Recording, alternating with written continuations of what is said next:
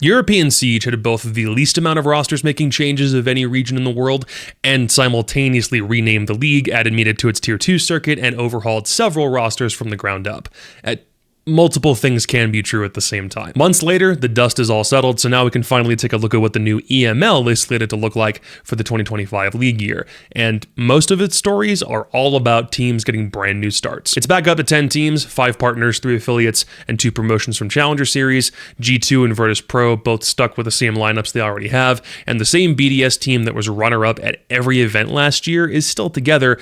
They're just with Falcons now. So 3 rosters are exactly the same, but everything else, and I mean everything else, is different around them. The first team up from Challenger is MACKO, who've been floating around the scene with different Italian lineups for years, literally like since the pandemic, before finally breaking into Tier 1 this year. Akwi and Lolo were both on that Makers roster that made SI 2021. They've been playing with Dora for a few years. Teb played a few stages with Wylde and Na'Vi, and Ghost Riddick is the prospect that's now helped tie everything all together. First all-Italian team in pro play since Year 1 Season 2. Anyone remember Dat Flamers? Yes, it's genuinely been 9 years. So it's good that they get some representation again. Great for the guys who have been grinding since SI from years ago. And there's at least some guys on that team that like a little trash talk. So it'll be interesting to see how good they compete this year. The other Challenger team is Wylde. They bumped the whole Academy team to the main lineup after SI quals didn't quite work out this year. And they outlasted everyone else in Challenger. Bimsy, Evan, Garen, Mats, and Sneak. Between NA, Brazil, and Europe, this is the only Challenger promotion entirely comprised of rookies this year. All the other ones have at least one player with some Tier 1 experience in the biggest league in their region, but this new Wylde is the first total new blood team that we've had in a long time. Like, kind of reminds me of when Eminem qualified for Pro League the first time way back when, a full team of prospects making it to the biggest league in the continent. It's a great story. Don't know how they do once they get there, but we will watch your career with great interest. BDS, after saying goodbye to Shaiiko and company, signed Virtue, P4, Lastmu, Robbie, and Freak. P4 and Lastmu get another Tier 1 team with the same coaching staff that they had from Wolves last year. Virtue joins after 8 months on Secret. Robbie went to Montreal and Boston with Falcons, and Freak is saved from the ashes of that old Wylde core.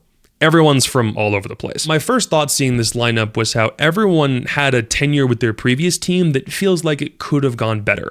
Whether they came from a squad that went to LAN a ton but didn't win, or that was never expected to go very far, or that met an unceremonious end, this whole BDS lineup feels like they're entering 2025 with a bit of a chip on their shoulder, which for viewers is a fun angle, but I think it could go one of 2 ways. Nobody else in Europe knows what to expect and they come in with a ton of steam, or it takes a while for them to actually get going.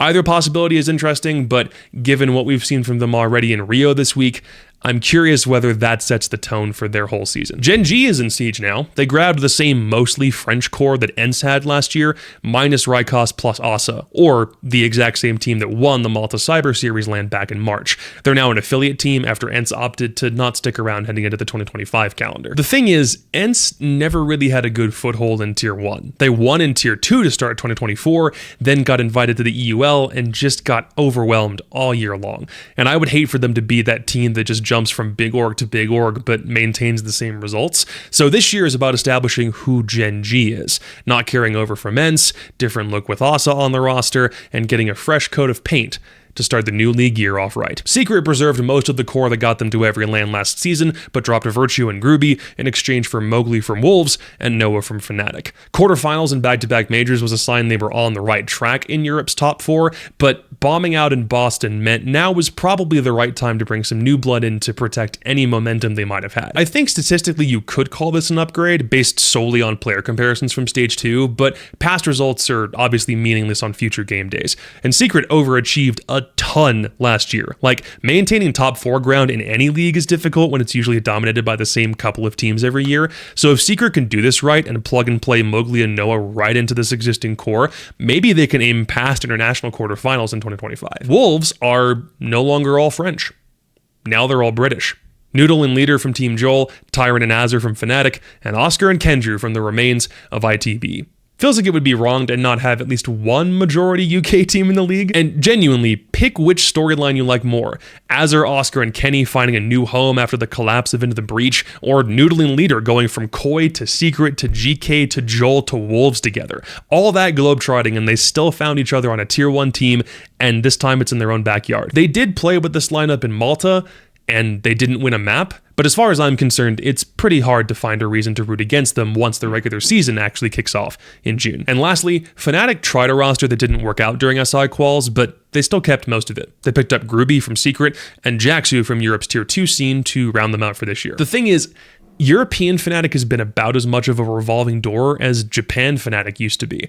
11 players have come through, 6 already left, and it's only been a year since the org switched over from APAC. I think the biggest thing Fnatic can do for themselves this year is stabilize. There's a lot of teams outside the top 4 in Europe with various degrees of reliable play, and Fnatic could absolutely be poised to take advantage of some teams still trying to figure themselves out for 2025. Also, they took second in Malta with this lineup as the upper bracket team and pushed the grand finals all the way to 5 maps. Like, they could totally make space for themselves in what's probably going to be a very crowded lower 6 in the EML, but I don't think expectations are very high for them. So now would be a great time to show everybody up, but probably not after Rio. Probably just blank that out, go into June, start stage 1, totally fresh.